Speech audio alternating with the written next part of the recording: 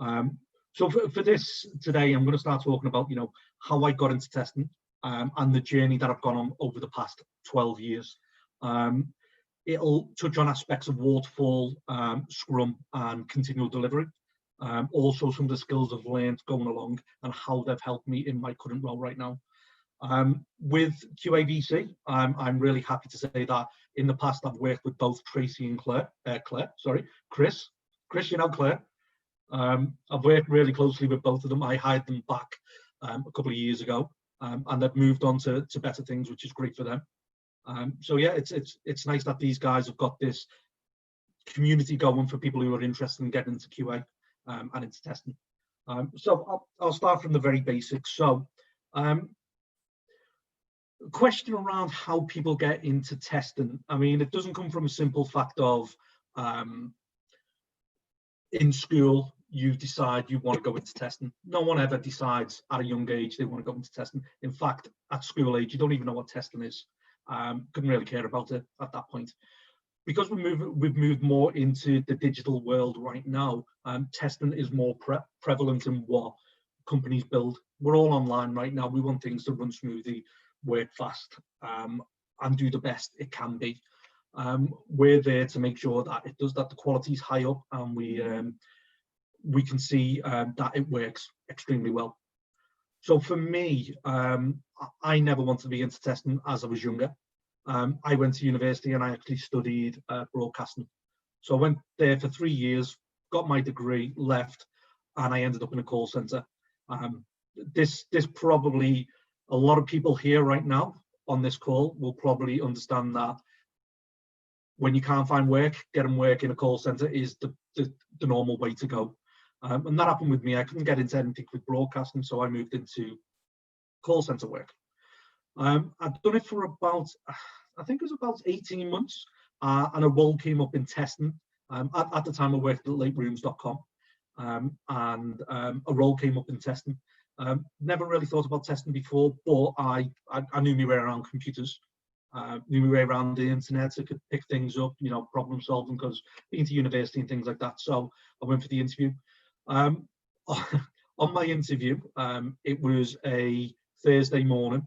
I only found out on the Thursday morning that I had the interview because I was off on the Wednesday when I got the email, and I was extremely hungover. Anyone going for an interview, don't go in hungover. But it worked for me. I got the job because basically there was only one other person that applied for it, and he didn't really have the skills where I did. So that's good. Yeah, don't be hungover or still drunk when you go for an interview. Yeah, don't. So I went into testing, and I went in as basically a junior foundation role. So it was called a junior at that point. Now with the junior role, I was basically just set with a team, just sat with them, and there was no real processes in place. It was just, you get a ticket that comes through. Once it's been developed, you test it. So basically at the very end of testing. Over the years that I've been doing this, it's terrible to be at the end testing. You don't have any input in what happens. You just get told, this is what it's supposed to do. Does it do that? And this was going on during a waterfall environment stage. Now, waterfall environments, if you've not heard of it before, it's where you build up work over several weeks or several months, and then you test it all in a short space of time. Massive risk, could fail all the time. Now, the problem that we saw with this life cycle was we spent probably about, let's say, a month working on over 180 tickets. Now, 180 tickets to be tested. We only had like 1 week to test all this. If you saw a failure at any point, you'd have to wait for another fix to come through. And basically you had to retest everything again because it was all on one big master branch. Everything was there. You had to test everything again. So testing didn't go very well. Well, we got blamed for it. We're not testing better. We're not doing this. We're not finding things better. But it weren't due to that. It was the fact that how we were working in that environment. Now, one of the parts of working in this environment and with a company that dealt with hotels. If you've not heard of Late Rooms, they've gone out of business right now, which is a bit of a shame. They were a massive, I think they were one of the first internet companies that dealt with hotels. However, they've gone out of business now, which is really sad. Knew a lot of people that still work there, lost their jobs, and hopefully they've all moved on to better things right now. So this was part of travel, you know, hotels, things like that. You'll probably hear Chris say this a lot, that he's come from a background in travel. He says that quite a lot to me. So we had releases that had to go at a certain point of time, and these usually went at about 1 o'clock in the morning. Now, what would happen is we would develop for 4 to 6 weeks. We would test for, I don't want to be generous with this, but it was probably a maximum of 1 week at the time. We test everything. We regression test the entire site in 5 different languages: English, Italian, French, Spanish, German. We'd also test an Australian site. We would also test a what was called an Asia Room site. We bought an actual sister company called Asia Rooms. So we had to test that as well, just to make sure it all works. So there was quite a lot of regression over them that 1 week. Now, releases went out at 1 o'clock of the morning because a lot of people online in Europe are not online between that time. It's the lowest time you can actually do anything. So we used to have to do a release at 1 in the morning. That means you would work a full day, make sure everything was tested, ready to go. You'd go home at 5 o'clock. You could do whatever you want, you know, go to sleep, have some lunch, and then you'd have to come in for 1 o'clock in the morning, and you'd have to stay there until at least 10 the next day to make sure the release went out fine. Now, with a waterfall environment and the amount of work that was going through, the risk was huge. It was so high at the time. Now, we had multiple instances of getting to 9 o'clock in the morning after doing 8 hours working on this, and then it had to be rolled back. It's got to be rolled back, got to be worked on again, and then we had to do the same thing the following 2 days later. 2 days later, 1 o'clock in the morning, and this usually went on for about a week, 2 weeks. Not a real good way of working. During my time there, it was, for the waterfall stage of it, it was really quite difficult to do this. Luckily for me, during this time as well, we started moving away from waterfall environments, waterfall working, to more Scrum and sprints. With Scrum and sprints, what you're looking at there is you're looking at 2 weeks worth of work, and you plan it all in. So you will get, in these 2 weeks, we'll have a set number of tickets we can move through, or stories we can move through, and we'll work on them one at a time going through, and we'll slowly drop each one in as we go through. If none of you know what Scrum and sprints do as well, is that we do daily check-ins as well. So we check in every single day, make sure, see what we're all working on and where each piece of work's up to, so that at the end of the 2 weeks, we're ready with a mini waterfall to release that out. And it worked really well, but we wanted to get better.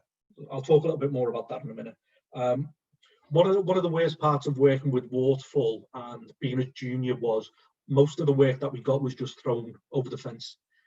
Basically, to complete something, and then they just throw it over to you and send a message saying this is ready to be picked up. When we moved into Scrum, that stopped straight away. What we tended to do then was, before anything got moved from development into a test environment, we'd do a demo.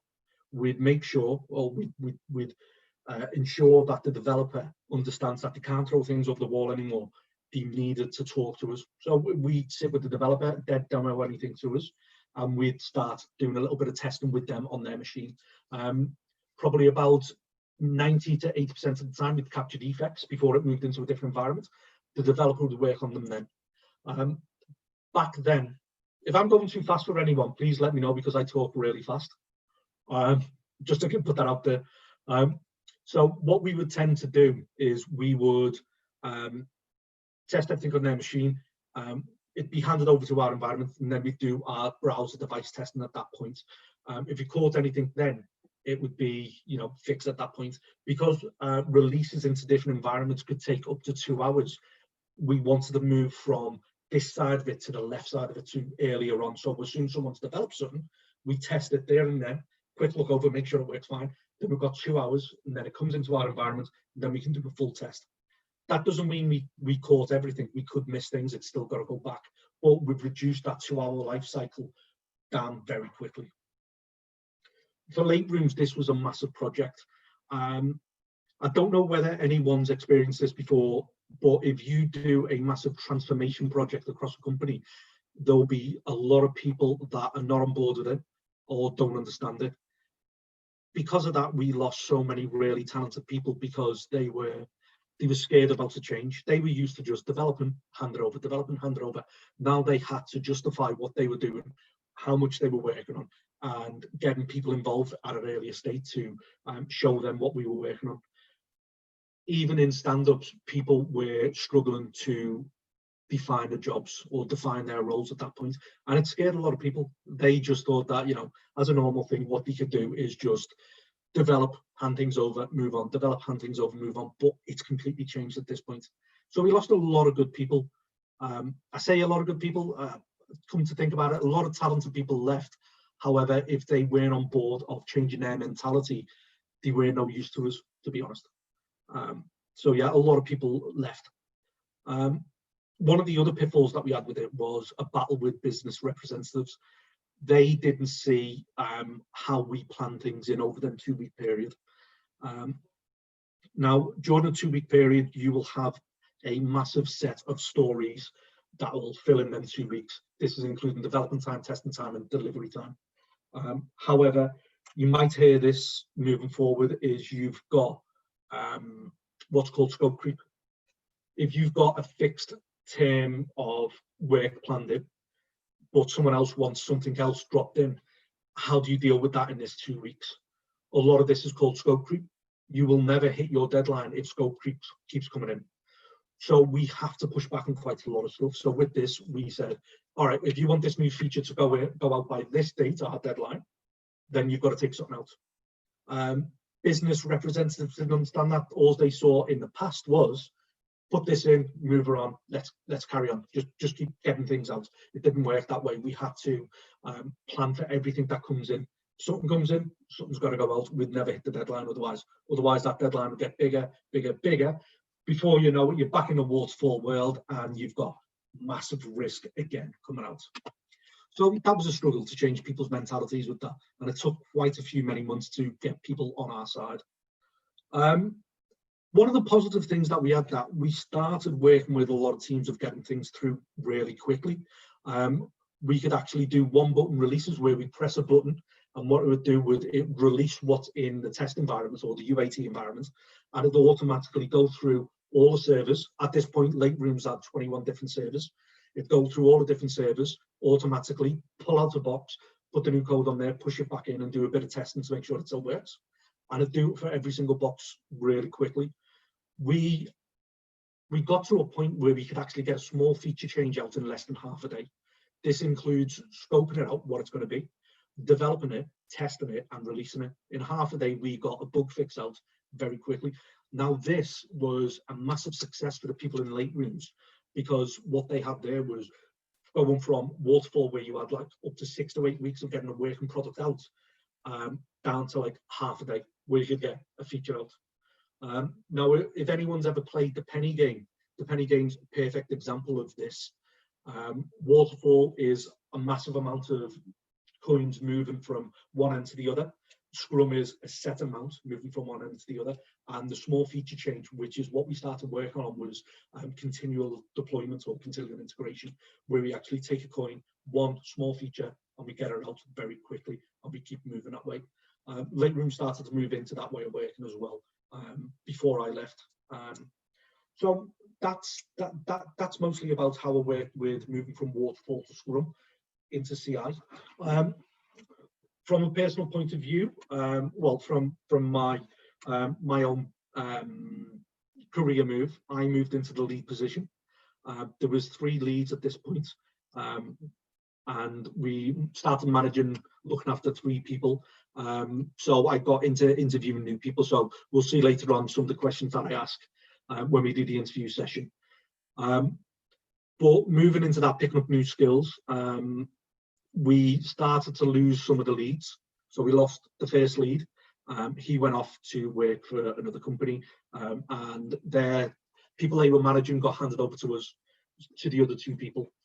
After about, I think about a year or 8 months it was, the second person decided to leave. So I ended up taking up the entire managing of the entire test department. Now at this point, I'd only been in testing for about 6 years, and I'd only been managing people for about, let's say, a year. So to take over an entire department and manage so many people, 13 people, I think it was at the end of the day, it was quite a struggle. And during this time, I was also a QA working on my own team. So there was a lot of struggles and pressures to do quite a lot of this management work as well. During this time, we had quite a lot of people leave, quite a lot of new starters coming in. And there was a massive shake-up of the entire IT structure. And this was one of the reasons why I decided to leave Late Rooms in the end. I wanted to go off and do my own thing. So this moves into my next step of where I've gone in the future. So I moved from Late Rooms and I went over to a company called ThoughtWorks. Now, ThoughtWorks it's a huge company. It's all worldwide. It's got offices in America, Australia, parts of Europe, UK. So I went over to work for them, but I just went back to being a normal tester, which was a nice change from managing 13 people and doing one-to-ones. So my one-to-ones with 13 people, I'd start them over the course of a month, and when I'd finish them, I'd have to start them all over again. So it was constantly working, constantly managing people and making sure everyone's fine and working great. So I left back to normal QA work, and I was put on a team working with a client in Glasgow. Working with a client in Glasgow, I was put into the field of an agile coach. During this time, I built up worked with creating a skills matrix where people actually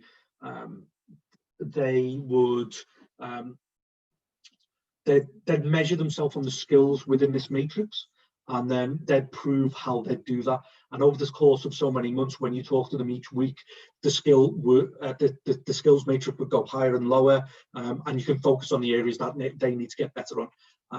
So you could build out a lot of plans of how to upskill people as you go along with this. During this time as well, I started picking up some agile games. So I mentioned before, we've got the penny game. Penny game's really great if you're looking at methodologies. There is also oh, my mind's gone blank with this one. There was a game based around tech debt, why we want to handle tech debt earlier on and how we can plan that in. So I've got quite a lot of these different games, and this is what I do in my current job as well right now. These games are great. I'm going to patronize some of our clients, but you have to treat certain clients with how you would talk to a child. And that sounds like I'm insulting them. I'm not insulting them, because you're using a lot of technical terms right now. You want to move on to, this is why we work in this way. If they don't understand it from a technical point of view, you could use some of these games to actually show it with them. And there's a good Lego game that I think we've run before in the QABC, where you've got to go and get information from one people and build something else, and then go back and get more information, and you've got a certain time to do that. I think we played that last year. It's a really good one. But you have to understand that not everyone that works with an IT company actually understands the technical terms for everything. So a lot of these games will actually benefit them all. Really good to do. I'm hoping once COVID's all out of the way and we can get them back into offices, that we can actually run some of these games with Chris and Tracy. So we picked up a lot of these games. Also, a benefit of working with ThoughtWorks was it helped me build out my skill of context switching. If no one's heard what context switching is, it's when you work on multiple different clients or products, you can easily jump between each one and continue working with them without little downtime.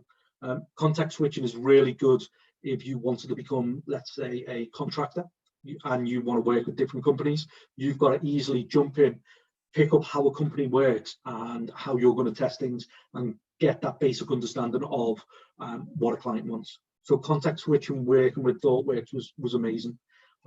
We switched projects out every couple of months so we don't burn people out.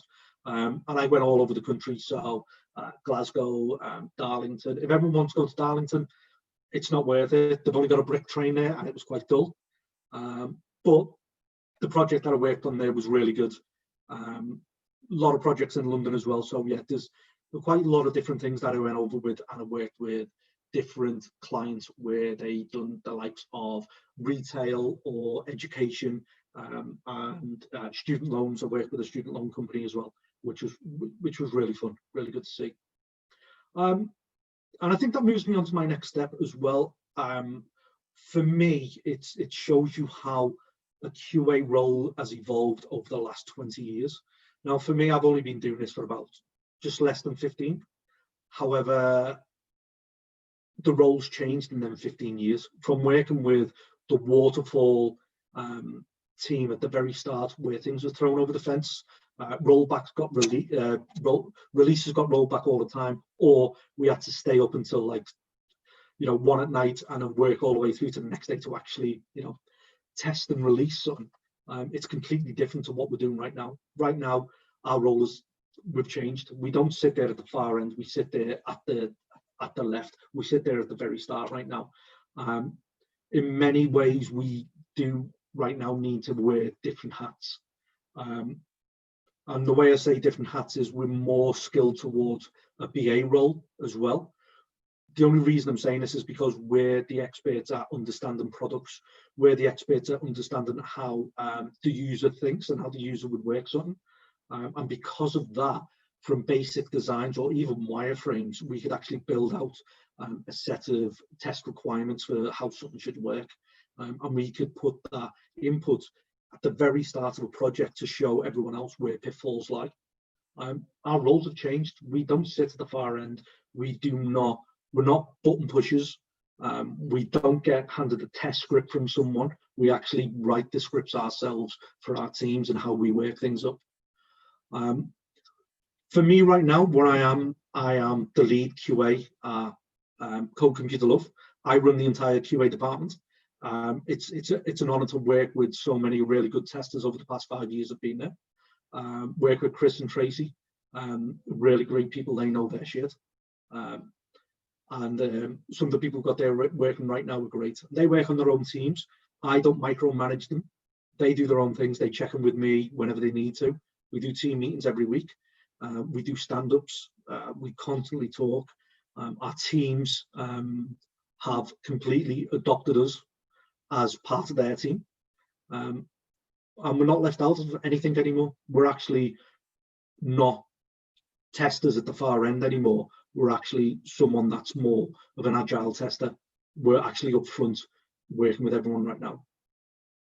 Also during this time, I've got I've waffled on for quite a long time actually, so I'm going to move on in a minute. Over the last few months, I've actually got more into automation as well. I started working with Water and Python back in late rooms when I first started as a tester. Right now, I can build out automation tests using Visual Studio's IntelliJ, using different languages of C# and Java. If any of you are looking into getting automation, first thing I'd suggest you do, have a look at Cypress as one of them, because it's basically plug and play. You can plug it in very quickly, navigate to a website, and you can just start building out tests right there. Try not to go for more complicated languages at this point if you want to go down the automation route. So yeah, that's basically me. That was a nutshell. There's a lot more stories that I've got, but that's me in a nutshell. So yeah, I don't know what else to say. My mouth's very dry now for talking. Chris, over to you. No, thank you very much, Ken. That was absolutely brilliant and a really good insights into your life and your dry mouth. Yeah, I know. Terrible. Yeah.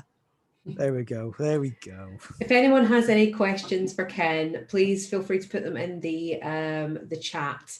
to avoid a lot of noise and whatnot in the channel. But yeah, any comments, any questions that you might have for someone who's a bit more, far more experienced than Chris and I in the, I almost said much older. Watch it.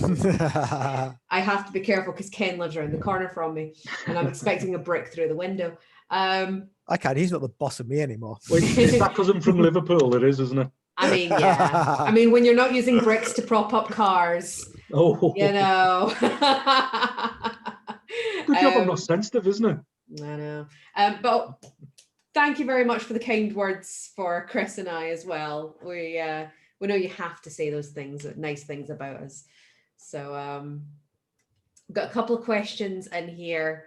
One from Gabbi. What is the best project you've worked on and place you've worked at so far?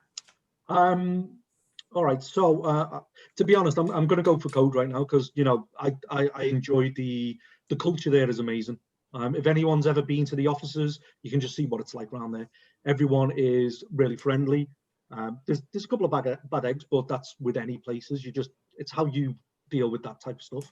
But you know, it's a really relaxed atmosphere. You do your job. You've got arcade games to play, and you can just approach anyone and have a chat with people. You know, if you're struggling with anything, and especially around the mental health side of it, Code put a lot of things in. And Tracy, you did work quite a lot on stuff like that as well. And it's amazing to see that Code supported that as well. And right now, if no one knows, Code is owned by Mediacom. For this past month, Mediacom have done Men's Awareness Week or Men's International Week, and have actually put a lot of emails out to people about people's different journeys and things like that. And it's been good, and it's like, you know, everyone's really included in quite a lot of things. So I've got to say, yeah, being biased, my company right now is probably the best place I've worked for. Favorite project over at Code, my favorite project was Tonic. Now, what Tonic is, it's a green energy company, and what they wanted was a brand new website and a CMS build. And we actually built this within 2 months, released to live, multiple different components, multiple different pages, got it signed off live really quickly. And when you see something you build from scratch, and you can actually start building some of these web pages out and taking a client on that journey along with you, it's really rewarding. It's really good to see that. So Tonic, yeah, one of my favorite projects, really is. And Chris, right now Bruntwood is. So we've actually picked up the CMS work for that, and it's flying through. Amazing work coming through right now. So yeah, a lot of this things is really good.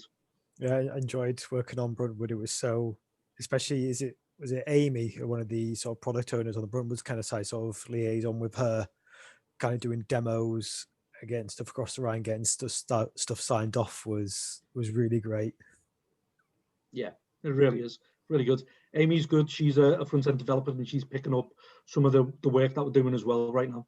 I'm waffling on. I'm having a private conversation with you right now. So yeah. So Code's the best place of work for right now, and Tonic's the best project. Dean, okay. How do you see test evolving in the foreseeable future? I think for me, the way I see it, it's going down the path of more automation and device testing.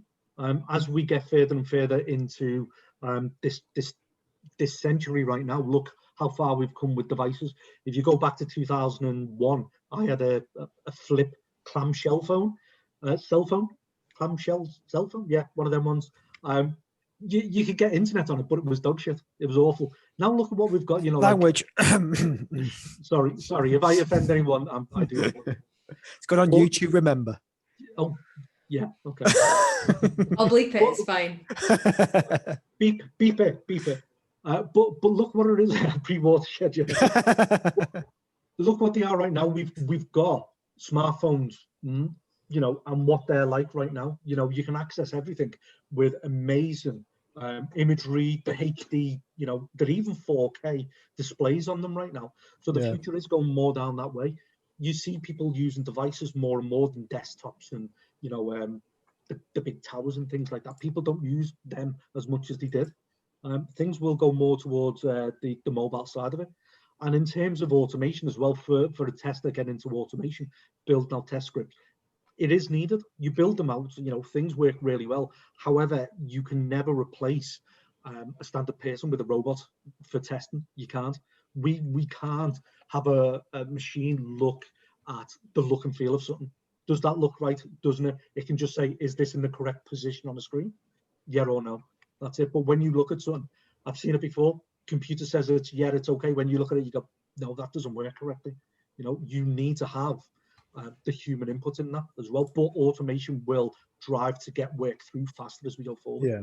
So Agreed. yeah, hope that answers your question, indeed. I've got a question from Andy Shaw. What challenges have you faced with automated testing, and how have you addressed them? Oh wow, that's a massive question. All right, automation testing. I mean, for not coming from a development background, picking up automation and writing code has been the biggest challenge that I've had. However, the best thing about it is that you've got the internet in front of you, you've got Google, you've got thousands upon thousands of developers that have the same problem that you have. And most of the time, what they'll do is they'll write a solution about what you can do. It might not work as well as you want it to do, so you can tweak it. One of the problems that I did have was we were working with an external company, and they wanted automation. And this is, does everyone know about the different layers of automation, the automation test pyramid? Quick overview of what it is. The automation test pyramid, you have a pyramid, and inside it you've got 3 different sections. At the very bottom, the biggest section you've got is unit tests. Next one up, you've got integration tests, and at the high level, you've got UI tests. UI tests is what, as us as testers getting into testing would probably do more, is UI tests, which is making sure a web browser comes up and it'll click on different things and it'll input and it'll show you an outcome that you want. So that's a UI test. Unit level testing is the code at the very bottom, and that will be done mostly by developers to make sure when they build out a small section of code, it completely works all the way around. We don't tend to get involved in that unless you're more of an advanced technical tester. Then you probably would, automation tester, you probably would. With this other company, what they wanted was they wanted a website that was fully UI tested. I would only have any website having about a maximum of 4 UI tests. That does a couple of journeys going through to make sure, it depends on the website. Let's just say, take Amazon an example. First major test you want to do is, can you buy something? That's an automation test, end to end. Pick something, basket it, buy it. Does it work? Yeah, great. That's what we want to see. You don't want every single journey and path to be automated tested from a UI level, because UI tests are reliant on how good your internet is and how good the web browser is that you're using it on. A majority of the time, the web browser fails, or it lags quite a lot, and it'll fail because your broadband or your bandwidth isn't good enough. So it'll fail for the wrong reasons. So you only have a couple going through just to prove it does work. So with this other company, they wanted the entire website UI tested. We pushed back quite a lot, but they were paying the bills. So it was like, all right, well, I spent several months building out all these UI tests. Separately, they worked. But if you put them into a batch that was running on every single code commit, it added over 2 hours to the build time, instead of having one test to prove that it actually booted up and done one test. It was, I think, 45 seconds to 2 hours. So they left us in the end. They took all these tests with them. I don't know where they are right now, but a challenge of just trying to prove it to them that too many UI tests would fail. So yeah, I think going back and speaking to them, at the end of the day, they were paying the bills. They just wanted everything done. I was happy just to hand it all over to them. But sometimes you just got to give in and do it.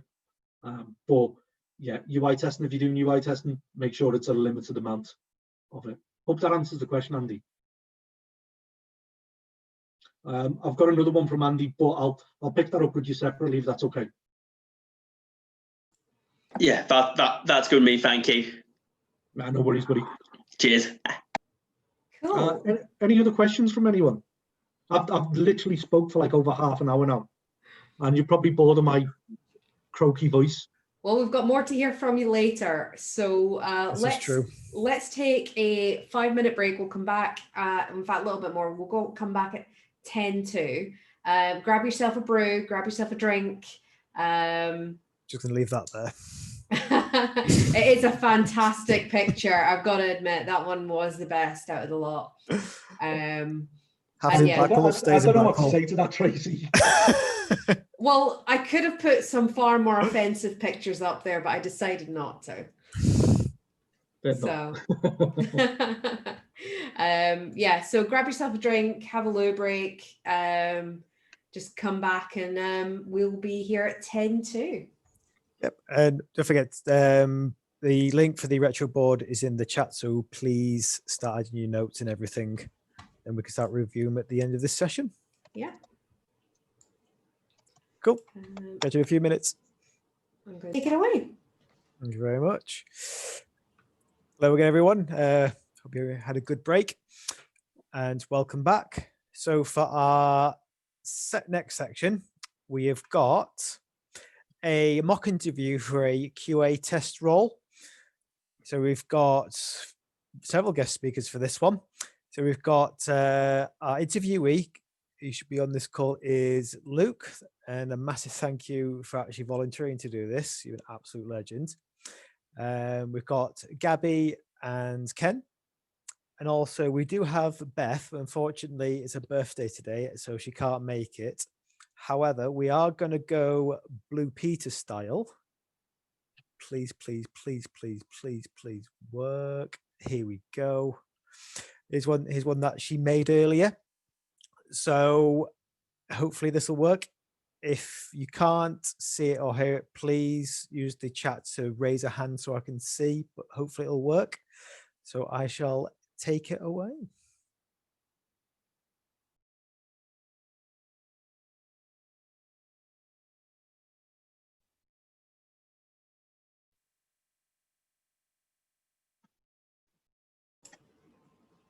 Sound? No sound. No sound here, Chris. Sorry.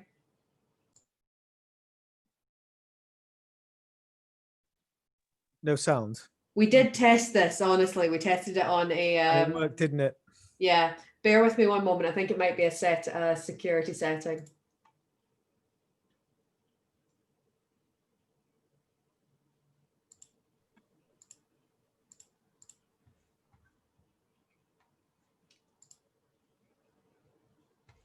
It did work last time. It did work last time. It did. It won't be my audio.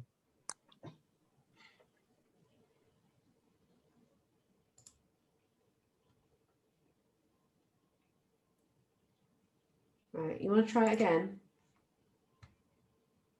Hi, Luke. Welcome to your video interview.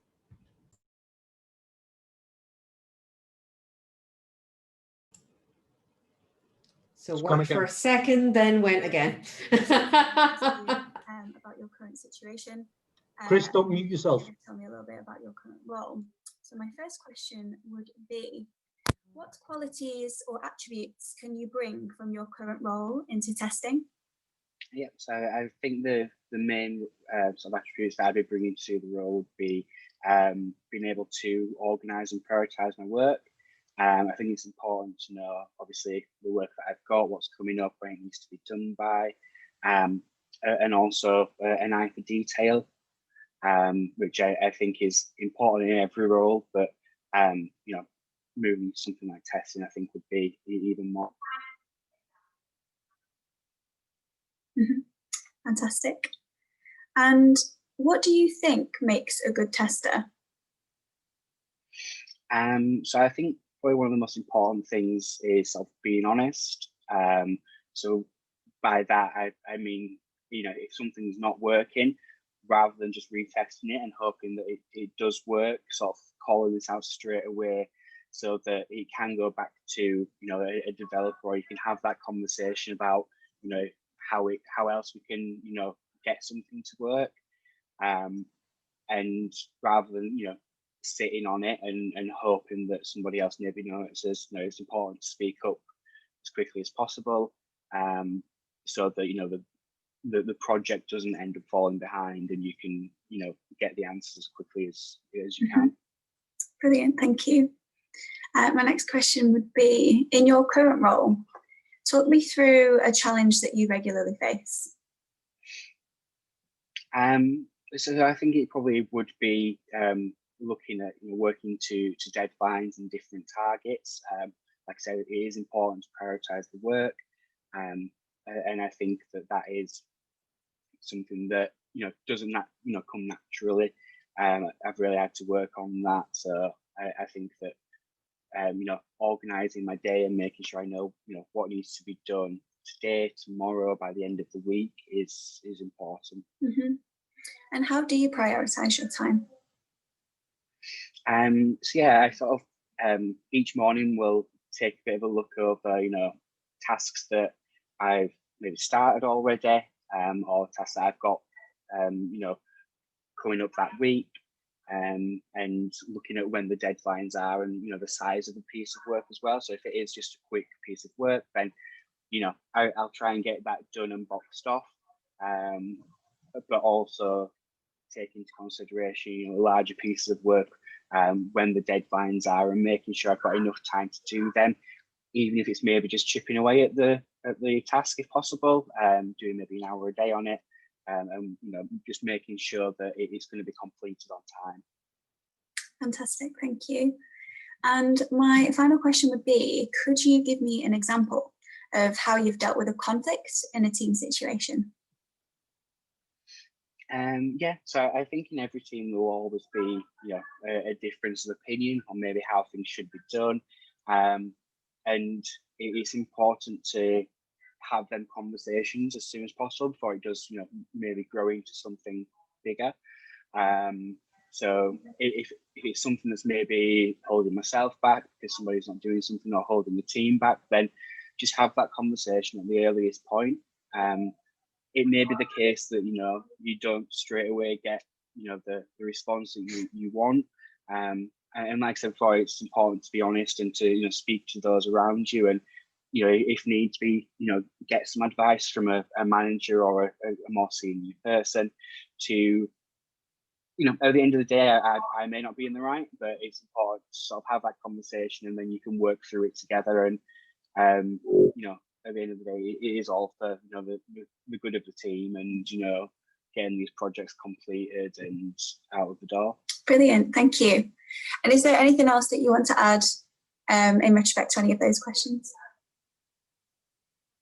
No, I think that's all. Brilliant. Well, thanks so much for your time, Luke. And yeah, No, we'll let you know as soon as possible. Great.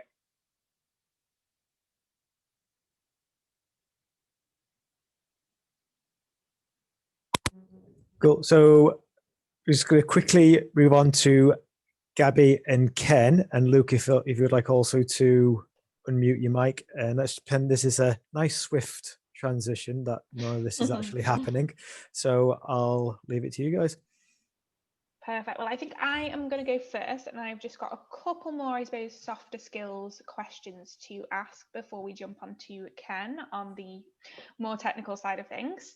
So the first question would be, Luke, can you walk me through your process of how you would explain something that is a bit more complex, or a complex topic, to someone who was unfamiliar with it?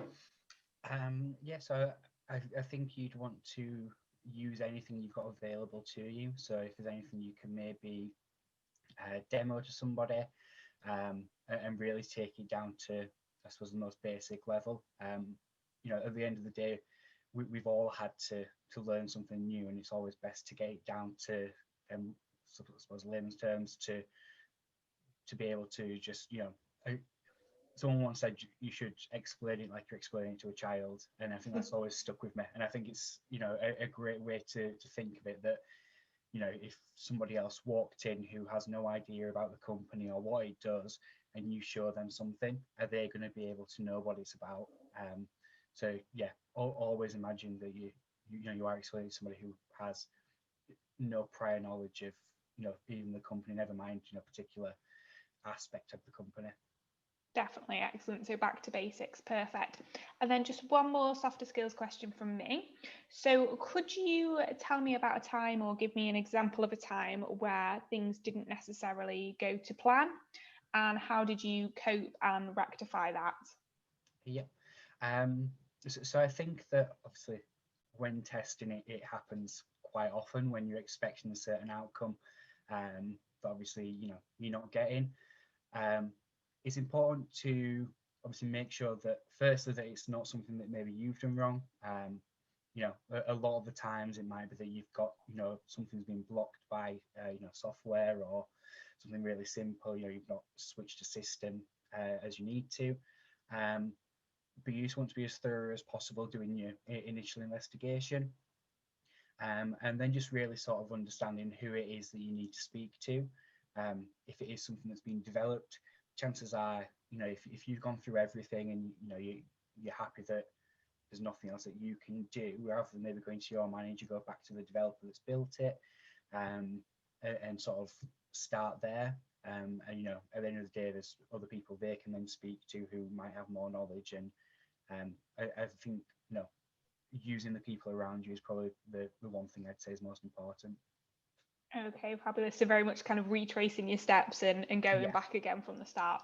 Perfect. Right, well, I will hand you over to Ken now, who's obviously going to run through the technical questions. Thanks. Hey Luke, how you doing?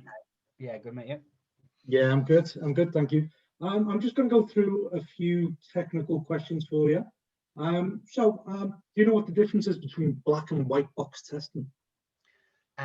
Yeah, so black box is more where you would be testing without, I suppose, the knowledge of, you know, what it is that you are testing, so the integration or the actual product. Whereas white box would be more, you know, you know what the expected results are really. So I think black box is more exploratory, and just sort of getting in there and seeing how it works. Okay, and in terms of black and white box testing, who does black box testing, who does white box testing? Yeah, so I think with the black box, it's probably done, you know, earlier to make sure that you can see, you know, make sure there's nothing that's going to come up unexpected, in the sense of, you know, if you've bought a plugin, you want to make sure obviously you can try and actually integrate it before you go ahead with that. The white box, I think, is more that, you know, the UI and the unit testing that would happen further down the line. Okay, so there was two things to pick up on with that one as well. So from a test point of view, black box testing is more what we do as testers. Mm-hmm. So we do an input and we get an output come out from the opposite side. So as an example for black box, you go on Facebook and you want to search for your old friend years ago. You put his name in a search box, click search. The outcome is what you want to see. That's black box testing. It's more UI based, where you input something, you get an output on the other side. With white box testing, think of a computer as a bit of a glass box. So black box testing will only see what's on the surface. White box testing will see what's on the inside. This is mostly done by developers, which are based, as you said before, around unit tests as well. Unit testing is white box testing. They want to make sure integration and unit tests all work together. So it's basically based around that one as well. Mm-hmm. So from I'm going to go a little bit more technical. You've not heard these questions yet, have you, Luke? I'm going to give you this one. No. You've not heard this one. All right, so what's the importance of performance testing? And can you give an example of when performance testing should be taken into consideration? So I think my understanding of performance testing is less looking at that, like using a Facebook example of, you know, one search that you may be doing. You're looking at how it will perform in actual, when it's being used by several people at once, and I suppose almost like stress testing, but maybe not to that extent. And what was the second part? Sorry. Can you give an example of when performance testing should be taken into consideration, when we should do testing? So I think obviously if you are deploying a brand new feature, you're going to want to make sure that obviously that has the capabilities that I suppose the rest of the site would have, and it's not slowing things down. And excuse me, sorry. So yeah, once it's been integrated, it's not impacting the speed of everything else. Yeah, no, that's a perfect example. So yeah, with performance testing isn't just one thing. There's multiple different sides to performance testing, and you're right with saying like the likes of stress testing as well. Have a look into performance testing, because there's multiple different ways you can performance test something. A great example of this is PlayStation 5. So PlayStation 5 pre-orders came out in September. How many people here got a pre-order on that day? When I tried it, all the websites went down because so many people hit the websites at the same time. It's the same with Black Friday. When Black Friday comes up this week, when Black Friday comes up this week, you'll have everyone hitting all the websites very quickly, especially now we're all working from home. People are going to be at home, they're not going to be out in the shops. Stress testing the website to make sure multiple people can hit it is an important thing to do. Have a look this year to see how many websites get pulled down very quickly when all these sales come up very, very quick. The website Game, fails on this every single year, and you're usually waiting in a queue. Currys does as well. So yeah, when you've got massive discounts on shops online and things like that, should be taken into consideration how many people can hit it as well. As an example, I work with a company that has a system that gets used by multiple government companies all around the entire company, and they didn't think of performance testing. Now, when you've got millions of people hitting one database at once, are you going to be protected for it? So you need to think about things like this as well. But what you were saying before, yeah, you're completely right. Just giving you a bit of context about that as well. All right, well, let's do another one for you, Luke. Security testing. Do you know much about security testing? A little, not a great deal. But that's fine. Yeah. Let's have a look. Why is security testing needed?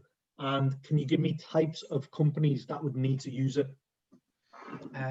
Yeah, so I suppose obviously at the end of the day, obviously you're looking at data protection and making sure them things cannot be obviously accessed by any potential hacker or something like that. So with regards to companies that may use it, anybody in the financial sector, anybody who's taking any sort of payment, so in retail as well, you'll have your card details saved on Amazon and eBay and everything. But then as well, like you say, a government site, which would hold a hell of a lot of personal data about, pretty much everybody in the country. If something like that was able to be hacked, obviously they would be, making headlines for sure. So any company that deals with personal data, I think it's probably the main one. That perfect answer for that. That's correct. What you need to look at is for me, every single company that deals with anything with personal information needs to have security testing based around that to make sure no one can hack into it. Financial side of it, goddamn yeah, it's your money, you want to protect it, but also right now your personal data is really important as well. Look at a couple of years back, what was that cheating site called? Ashley Madison or something stupid like that? Yeah, you look at that, you had multiple cheaters around the world on this one website, and it got breached and multiple marriages just got broke up that way. security testing, man. If you're going to go on a website like this, make sure you've got security testing in place. I was not part of that, by the way, just putting it out there. All right. So another question for you, Luke. Have you got, you're here for a while because I've got quite a few if you want. That's fine. All right. So do you know what Kanban is? Yeah, so it's Kanban is sort of a methodology within Agile. So it's where you will work through a Kanban board where you've got your different stages throughout it. So you would, I'm trying to think of the sort of order, and all companies will work differently, but you basically have your work comes onto the board.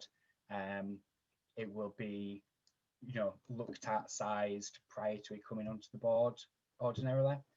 It will then go through your developers, you know, potentially the developer testing it themselves, and also you know, the demo that you discussed earlier, through to the QA stage. And then from there again, you may have another demo with maybe you know, a wider sort of group of stakeholders, so that they can see exactly what's going to be pushed live, and then you'd have it released. And once it's then released and you're happy with it, it would then fall off the board at the other end and done. No, you're completely right. So basically what Kanban is, it's Japanese for billboard or signpost. So it's just displaying the information that's going through right now. I'm not going to go into the Toyota, you know, the Japanese supermarket things. You probably heard this all before, but you're completely right. Piece of work comes in and it goes through the board correctly. It's displayed on there. It's giving everyone information. Kanban's an extremely important part of development right now. So if you ever do, any of you go and work for a company and you don't have a Kanban board, be worried. You want exactly that face, Tracy. That's what I want to say. You want to be, you know, you want to see work going through. If it's not going through, it's just getting thrown over the wall at you. Even in Kanban right now, my developers sometimes throw stuff over. I shut that shit down. Shut down. Be fair. All right. Let's move on. Let's move on. I'll do this one and then one more, and I'll call it quits, and I'll give you the job. All right. So, do you understand what acceptance criteria is and what it's used for? Yeah. So, don't see this, but it's basically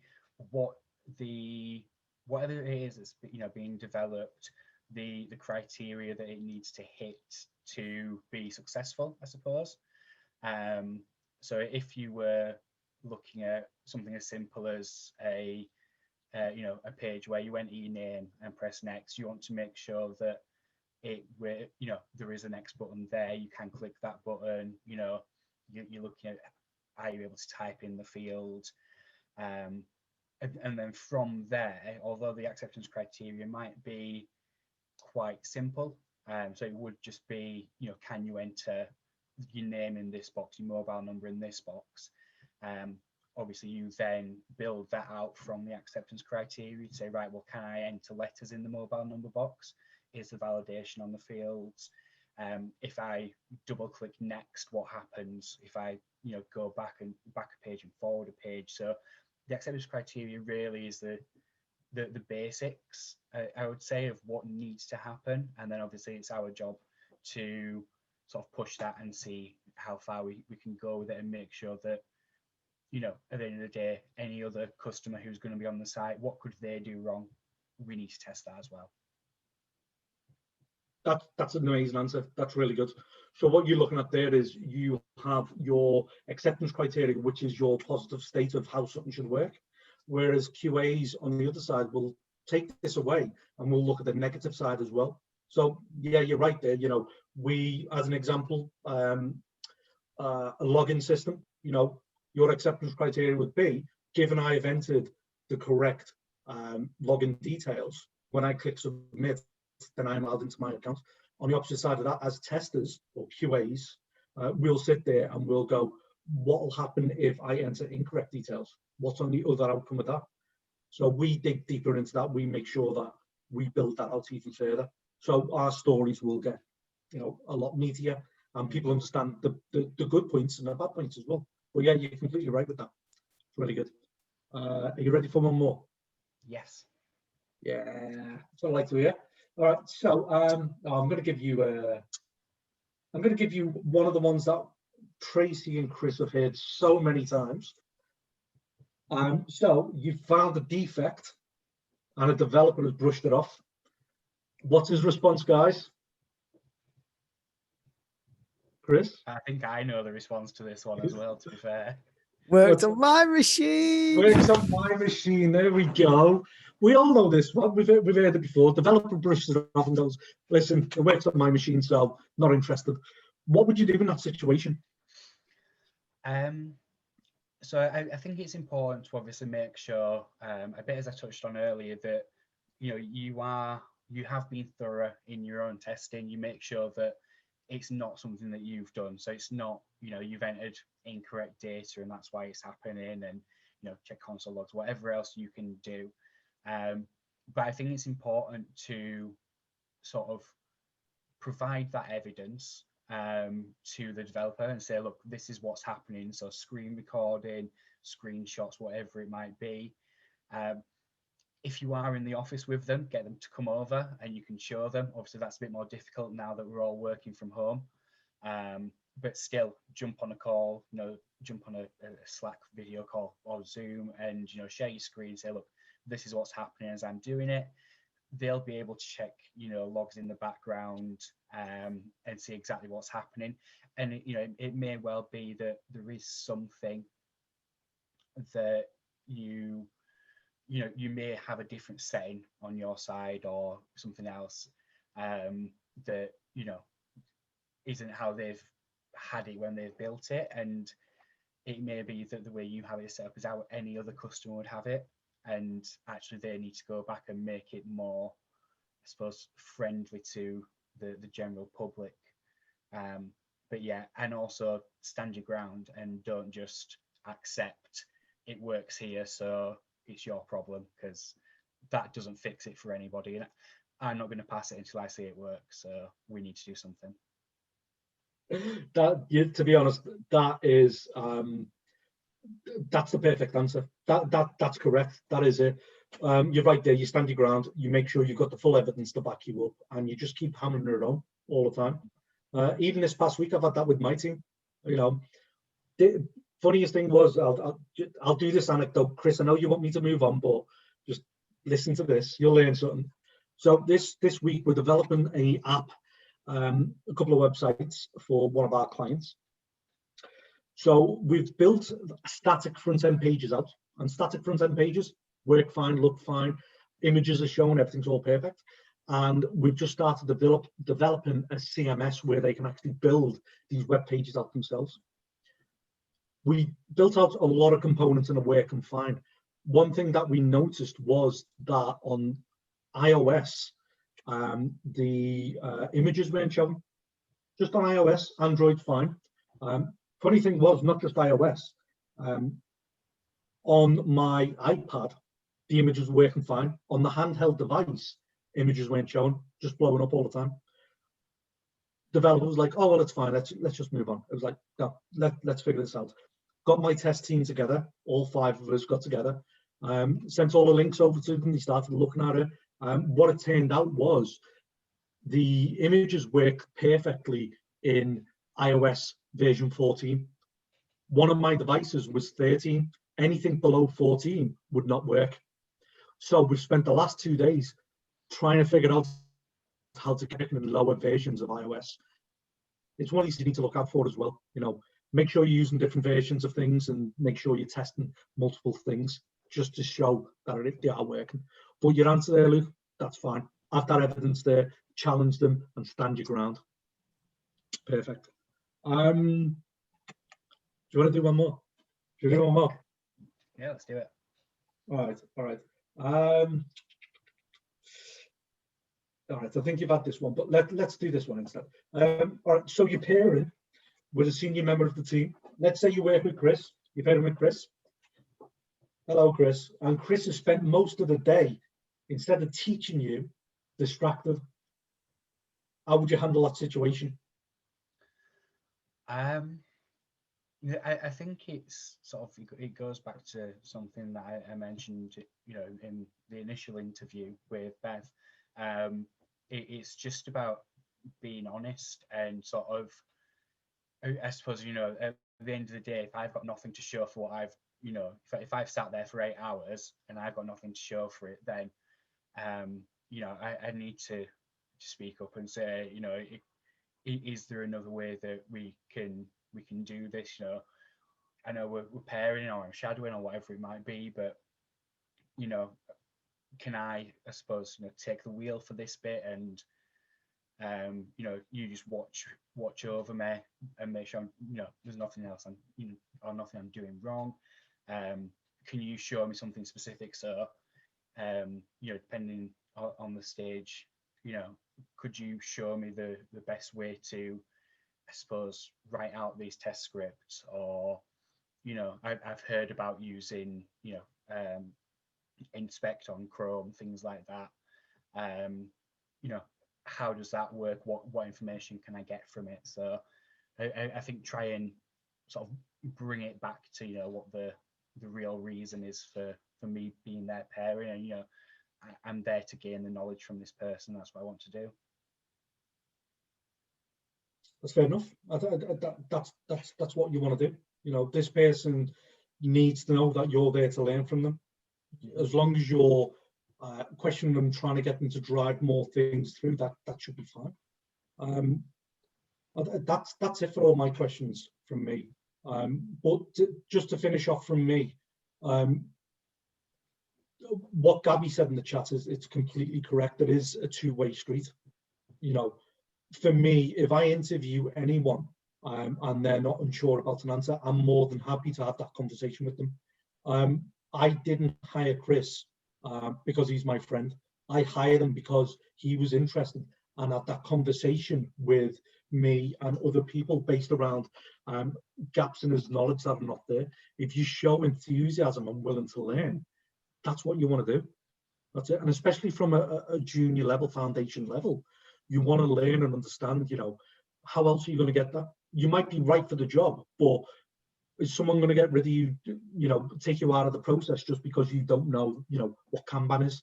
Ask them the question, what is Kanban? Can you explain it to me? I've never heard that before. You know, that's not aimed at you, Luke, that's aimed at everyone. But no, it's just one of those ones. It's like, if you don't understand anything, you know, ask them the question, can you explain that to me? It's the first time I've seen that. From the level you're at, that's fine to ask questions. And it's fine for you to, you know, have that conversation with your interviewer as well, just to make sure you're both on the right page. And one thing for the rest of you, if you're going for jobs, make sure you're happy with the company you're working for. Ask them questions about the company. Ask them to show you around, and, you know, just ask more questions about how they work. The worst thing you want to do is get hired for a job that's in a shitty waterfall environment, and especially with no Kanban boards. Ask questions. I'm going to stop talking now because it's mostly been me. Luke, thank you for joining our show, and we'll see you next week. Thanks a lot. Cheers. So Ken, the vital question, does he get the job or not? You know, if he had a job going, he would get the job. There you go.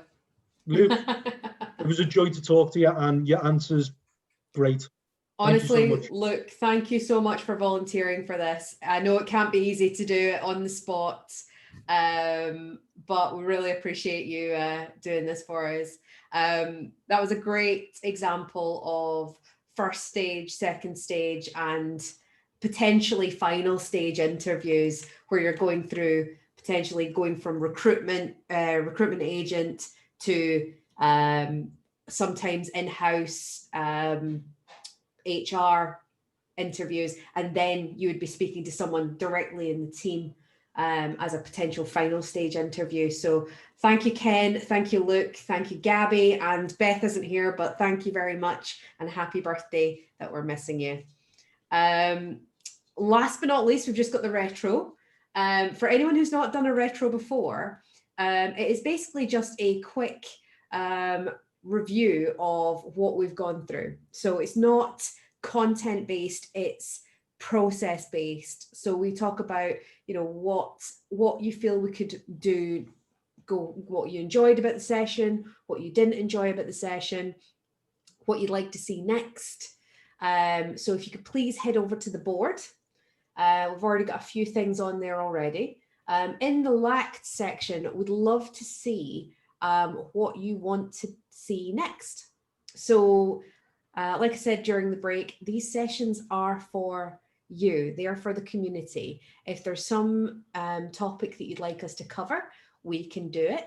We can get specialists in as well. So we have one of the best things about the testing community is it's so vast, and we have people that are interested in varying degrees, varying sections of the testing sphere. So if there's something that you want us to cover, either we can cover it or we can get someone in. So please feel free to ask away.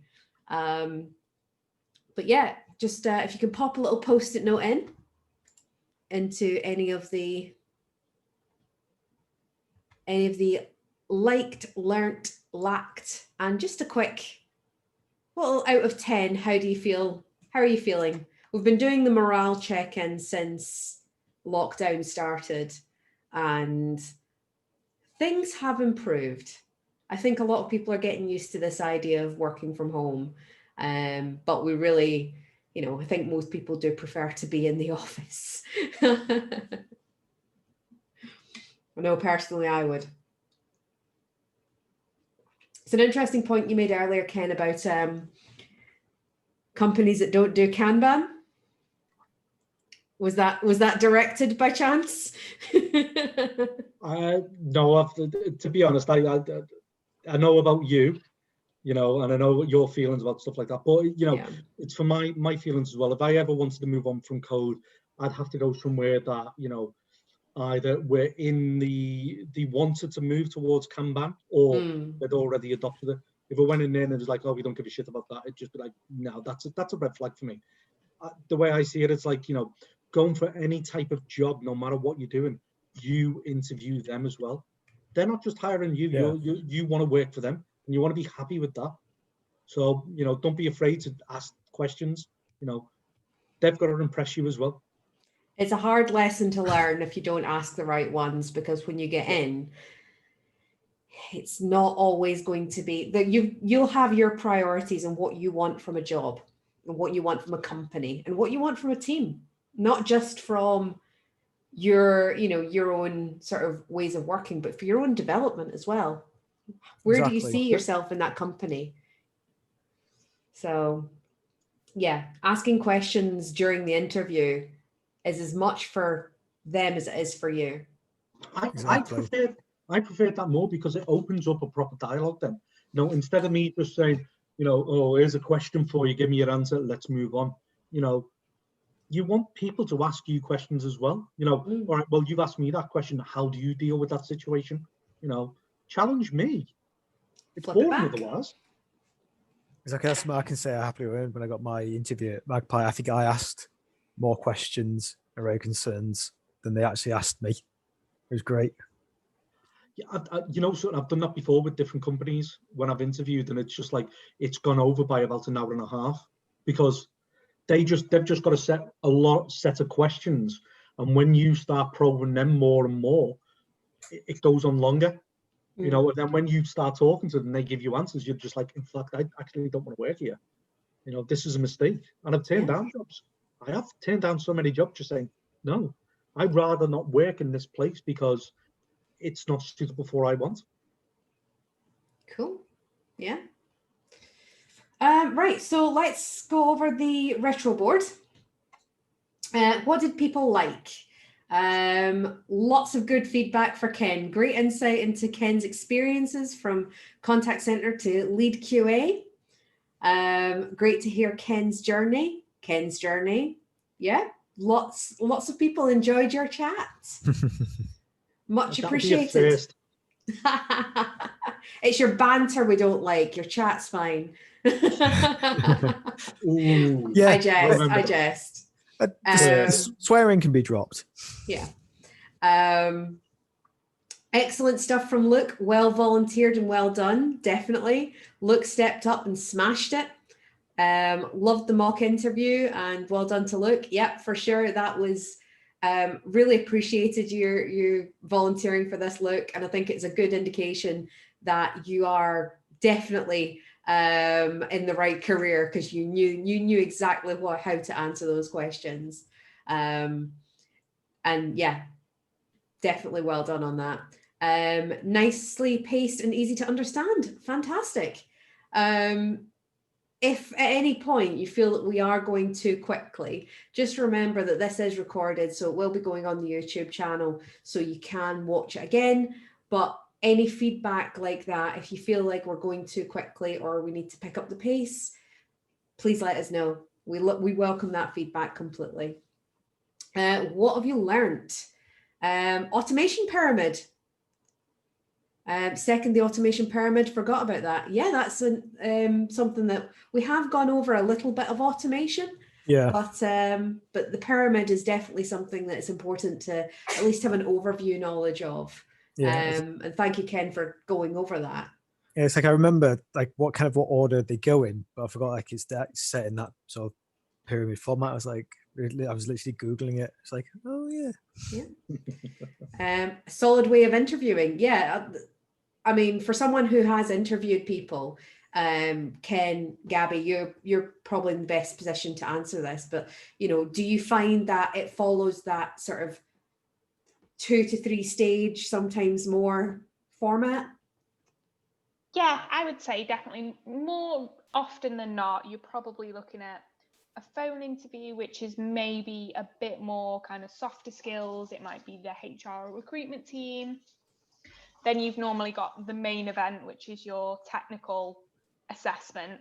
And then even sometimes at the end, quite often with smaller companies, we might have another phone call, again, kind of softer skills with maybe the business owner or the MD or the CTO, CEO, whoever it might be. So I think what we've just kind of run through there is quite a realistic expectation of what you'd come up against. Brilliant. Thank you very much. No problem. And learnt the best explanation to white box and black box testing that I've ever heard. There we go. Looking, Ken, you've got that in the bag. Thank you very much for that. It's only took me 15 years. Right, moving on to LACT. This is where we need to pick up the pace. So seeing you all in person as soon as we can, as soon as it's safe, but we don't want to rush these things. So we will continue to do online until it's safe to be all back together again, and we can all share pizza, we can all have fun together and play the penny game again. Gods, could you imagine having to disinfect every one of those pennies in between each round? Yeah, no. We'd love to hear what regular attendees have been up to in order to upskill, get them into testing. That's an interesting one. We are considering for our next session being more relaxed for sort of a Christmas event. And we'd love to hear some success stories. Yeah. We've got a couple of people now who are graduates of the QABCs.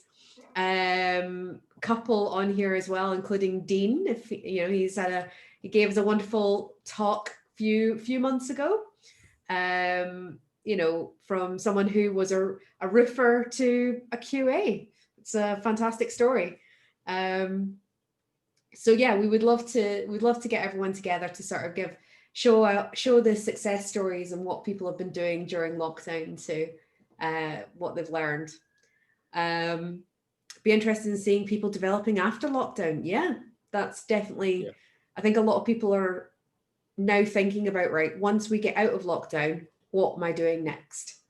Because this whole idea of having to be productive during lockdown, people are putting too much pressure on themselves. So don't stress, just pick it up bit by bit. And the more enthusiastic you are for the career, the quicker you'll get there. Seeing you all in person, I will bring cake. Yeah, I'm assuming that's Andy. He's been promising us cake since day one of lockdown. So yeah, we'll get, as soon as we get in person, we will definitely share some of your cakes and your Florentines and whatnot. And yes, the last one on here for LACT is APIs with a little demo would be cool. And I think that's something that we have discussed before on doing API testing. Chris covered it we've had 2 sessions on API testing now.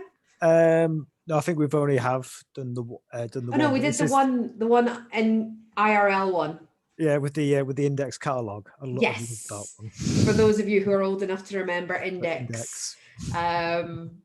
Yeah, we could probably run that session remotely and try something like that again. So thank you for putting that one up, whoever did. We will look into doing that as one of the next sessions.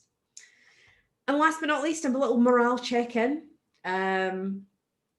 Someone's on a 4, too much to test, too little time. If you're getting too much work coming through, maybe it's worth reaching out to say, hey, can I get some support here? Developers can test too, not to the same extent that we can, but if you're struggling with it, always ask. So if you're struggling with the amount of test work, speak to your developers, speak to your product owner, and try and get a bit of help with that. Ken, any thoughts on that one?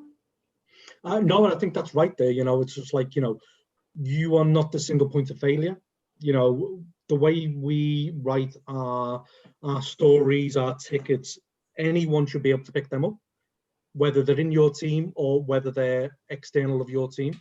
So write the stories correctly. Anyone can pick up testing. If it's too much, ask for help. That's it. You're not failing if you're asking for help. I think that's definitely something that's come out prevalent. A lot of people are afraid to ask for help. And funny you mentioned International Men's Day and all the work that's been going on to ensure that mental health is considered, because there's not enough men seeking help for their own stresses and anxieties. And it's not just with men, but it's very prevalent that asking for help is seen as a weakness. It is absolutely not. If you need help, reach out to your team, reach out to the community. That's what we're here for. We're here to help as well. 9 out of 10, new job fun. That was me. 7 out of 10, keen for December 2nd. I think we all are excited for that, except, well, I suppose mostly Manchester. We're still going to be in tier 3. So don't we find out tomorrow though? I thought it was supposed to be today. It's supposed to be today, I think. Oh, 10 out of 10, new puppy, can't complain. I'm assuming that's Gabbi. And last but not least, 7 out of 10, been a tricky year. However, making the best of things a day at a time. That's a good way to look at it. Take each day as it comes and just take your time. There is no rush for things. But if you ever need any support or any help, please reach out to the community. And we are more than happy to help where we can. Anything else from you, Chris, Gabbi, Ken? No, for me, it's just like, thanks for involving me in this. It's been amazing. Yeah, that's it. I mean, Chris and Tracy have my email address, so if anyone wants to have a chat about anything, shoot me over an email. I'm more than happy to have a chat. Yeah. With Tracy, when she first joined us, she came in and done some taster days for a few months. Unfortunately, we can't do that because we're all locked down. But in the future, once everything starts going back to normal, if anyone wants to come into our office and see how we work and things like that, we can organise things like that, give you a taster day of how we test things over in my company. But yeah, you've got my contact details, Guy. If people want to do things, let me know. Excellent. Thank you very much. But yeah, thank you very much, Ken. Thank you, Luke. Thank you, Gabbi. And Chris and I will be about on the Slack channel for anyone who needs any support. But if there's nothing else from anyone, I'll say bid you adieu and go and have your dinners. Thank you, everyone, and good night. Thank you very much. Bye, guys. Bye. Thanks, all right. Bye. Bye.